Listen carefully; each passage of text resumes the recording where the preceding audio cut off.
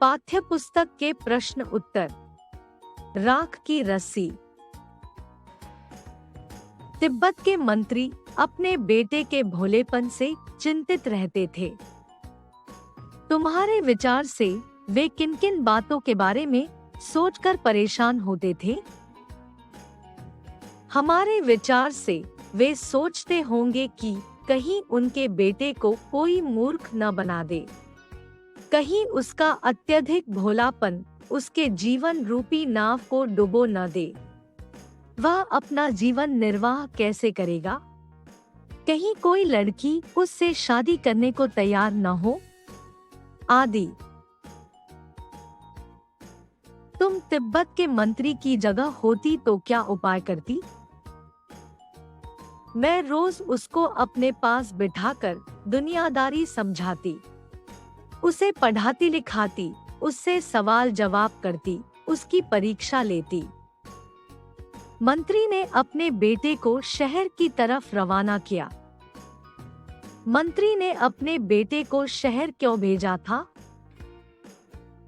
मंत्री ने अपने बेटे को शहर इसलिए भेजा ताकि वह दुनियादारी समझे और व्यवहारिक बने।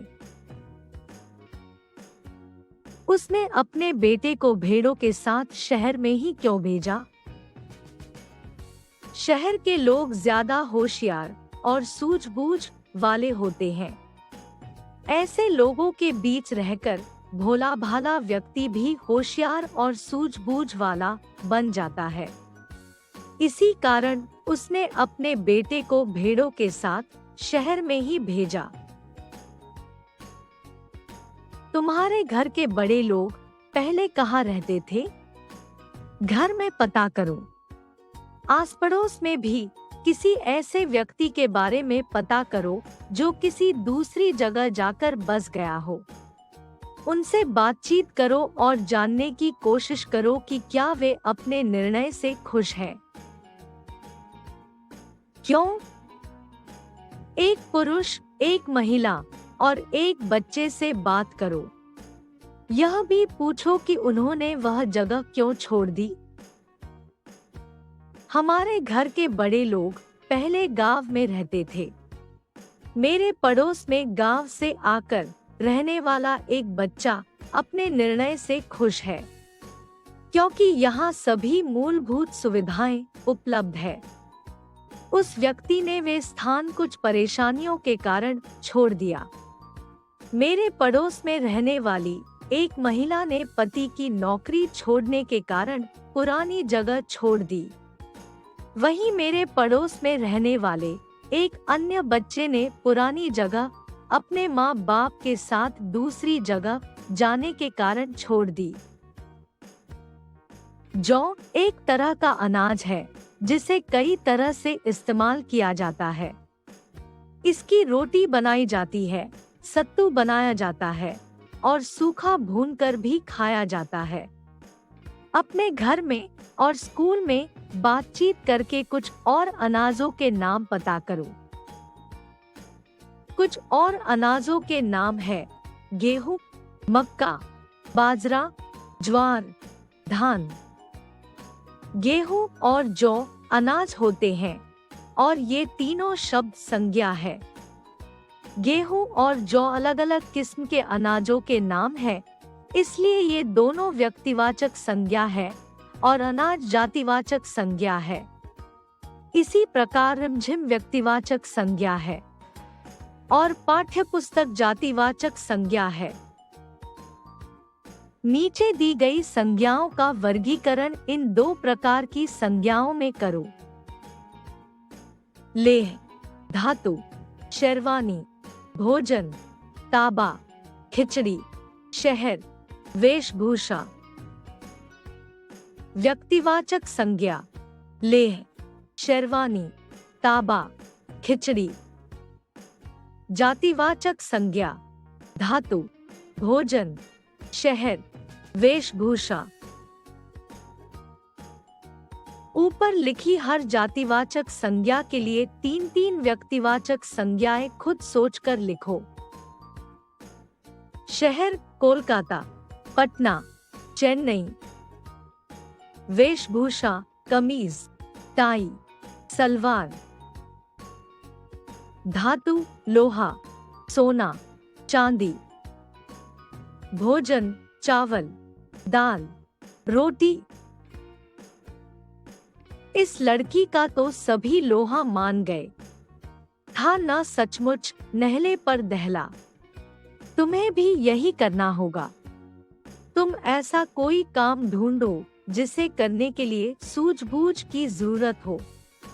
उसे एक कागज में लिखो और तुम सभी अपनी अपनी चिट को एक डिब्बे में डाल दो।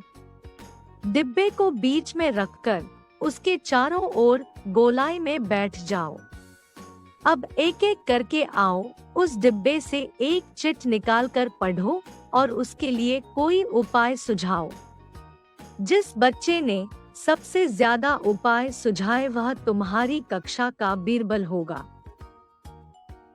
अध्यापक ने कहा कि तुम पानी का पत्थर लेकर आओ। कुछ सोचने के बाद मैंने उनसे कहा कि फिर आपको उस पत्थर को आधे घंटे हाथ में रखना पड़ेगा। अध्यापक ने मुझे हाँ कह दिया। फिर एक बर्फ का टुकड़ा ले आया और उन्हें दे दिया। वह हैरान रह गए और मन ही मन सोचने लगे कि वह आधे घंटे हाथ में कैसे रखेंगे।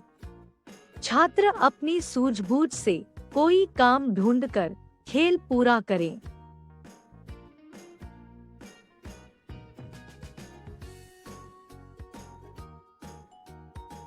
पहली बार में मंत्री के बेटे ने भेड़ों के बाल बेच दिए और दूसरी बार में भेड़ों के सींग बेच डाले। जिन लोगों ने ये चीजें खरीदी होंगी उन्होंने भेड़ों के बालों और सींगों का क्या किया होगा? अपनी कल्पना से बताओ। भेड़ों के बालों से उन्होंने ऊन बनाई होगी और ऊन से गर्म कपड़े जैसे शॉल। भेड़ों के सींगों से उन्होंने सजावट की चीजें बनाई होंगी।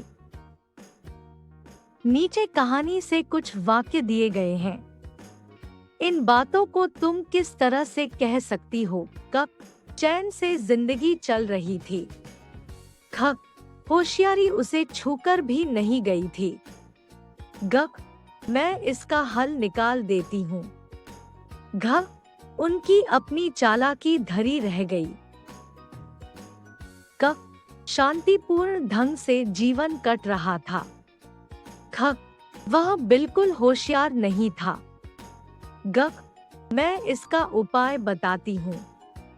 घ, उनकी अपनी चालाकी काम नहीं आई। लोनपोगार का बेटा होशियार नहीं था। होशियार और चालाक में क्या फर्क होता है? किस आधार पर किसी को तुम चालाक या होशियार कह सकती हो? इसी प्रकार भोला और बुद्धू के बारे में भी सोचो और कक्षा में चर्चा करो। लड़की को तुम समझदार कहोगी या बुद्धिमान? क्यों?